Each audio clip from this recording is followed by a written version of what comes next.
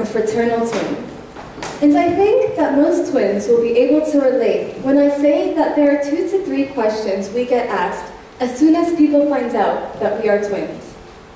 The first question, and the one that is probably running through your mind right now, is whether me and my twin brother can read each other's minds. I hate to disappoint you right at the beginning of my speech, but no, we cannot read each other's minds, and I can assure you, we have spent countless hours trying. The second question is often a physical one, like, but you don't look the same. Or why is his hair brown and yours black? Almost as though we forget to dye it the same that morning. The question that I personally get is, why'd you steal all of his height?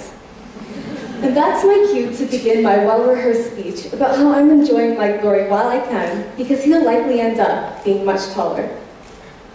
And then there's the third question. And that's the question people ask us once they're able to look beyond our physical differences and relate to us at a more personal level.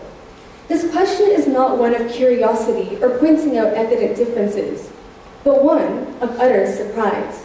Sometimes, even as though their belief in something profound has been shattered to the core. Something along the lines of, how on earth are you so different? And that's the question I'd like to address with you today. So let me begin by letting you in on the little-known secret of twinship. Us fraternal twins are no more alike than any 2 siblings.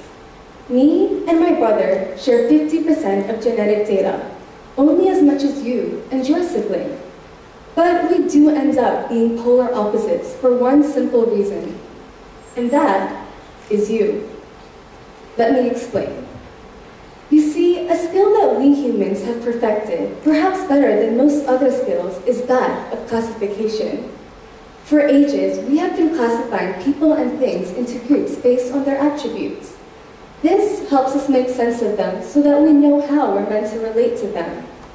We won't get too close with somebody we consider to be a stranger, just as we won't use a pencil to cut a cucumber. Although I have seen some unnamed friends try that one. Classification helps us sort through the billions of bits of data coming at us in every moment into comprehensible parts so that we can go about our day-to-day lives without having to understand everything we encounter from the very beginning. As a twin, I've experienced this way too often. People usually ask us questions starting with, so which one of you is the, followed by a general adjective. And while these questions are mere aids to help them classify us as 2 separate entities, they automatically imply that only one twin can have a certain character trait, and the other, by consequence, must be lacking it. If people find my brother to be vivacious, they automatically assume that I must be the quieter one. If he is good at math, I must be the writer. If he is having a down day, I'm made up to be the perpetual optimist. And while these arbitrary classifications have nothing to do with who we really are, the irony is that we take it upon ourselves to maintain them. Why? Because when your life is spent being one of 2 peas in a pod, you have to figure out a way to stand out. You have to cling on to the parts of yourself that make you different. You have to make yourself seen at all costs. You could call it a survival mechanism. Growing up, I remember going out as a family and my parents introducing us 4 children in this exact manner. This is Maha, the eldest, Iman, the youngest, and those are the twins. The twins. That was it. No name, no identity. And so from a very young age, it was up to me to create one. But that's where it got a little messy, because as you would all know much too well, given you were all kids once, the best in childhood is always a little messy.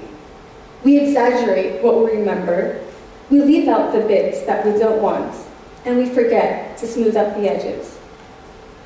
Now that I'm older, I can appreciate that the world is not only black or white, that opposites work in harmony to enhance each other, that the darkness makes the light seem brighter, and that any color can bring its complementary color alive. As an art student, I've experimented with this, and here's what I've found. Most people see this as a yellow sheet of paper, and unless you have bionic eyes, I'm sure that you'd agree. In reality, though, it is a beautiful painting, except that it is painted with yellow on yellow. With no contrast to give it shape, what you see is nothing. Now, watch what happens as I slowly start bringing out the purple in the painting, and see how that the more contrast there are, the more the painting stands out. This taught me something about human nature that I missed out when I was little. In my rush to stand out from my brother, I solely hung on to the parts of myself that made me different to him. I became all yellow, or all blue, or red, or pink, or black, not realizing that it was my inner polarities, my whites and my greens and my purples, that truly helped me to stand out. I think that the artists of the Renaissance understood this well as they painted their canvases with animals at the bottom and angels in the sky. Humans were in the center, indicating that we all have our animalistic and divine tendencies within us. We have the good and the bad, the love and the hate, the optimist and the pessimist, the introvert and the extrovert, the artist, the mathematician, and every color and its polar opposite within us. And it is these very opposites that work together to make us whole and unique. I'm learning to understand that although me and my brother may have looked like the yin and yang in the utero, even the yin has the yang within it, as the yang has the yin. I'm beginning to think about the age-old nurture versus nature debate, and wondering about the type of person I would have become had external forces not boxed me into a certain image of who I am. And I'm trying to appreciate that opposites work in harmony, that the darkness shines light on brightness, that our weaknesses highlight our strengths, and that our struggles bring out the true heroes within us. Without my inner polar opposites, I'm only an impoverished version of who I can be. As for you, would you please remember that us twins are not an either-or, that there is no one-word answer to which one of you is the, and we don't become the funny twin because we cracked a joke, or the wise one because we decided to study for a test. We're both and, just like the rest of you, and we need our inner polarities that make us so wonderfully human. This reminds me of an old Cherokee legend my mother would tell us when we were younger.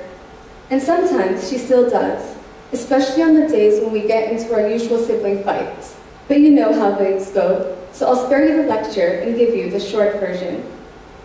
A grandfather is talking to his grandson about how we all have two wolves within us, who are always at war with each other. One is the good wolf, who represents things like happiness, love, and bravery. The other wolf is the bad wolf, who represents things like anger, hatred, and fear. The grandson thinks about this for a moment before asking, "Grandfather, which wolf will win?" The grandfather simply replies, "The one you feed." Thank you.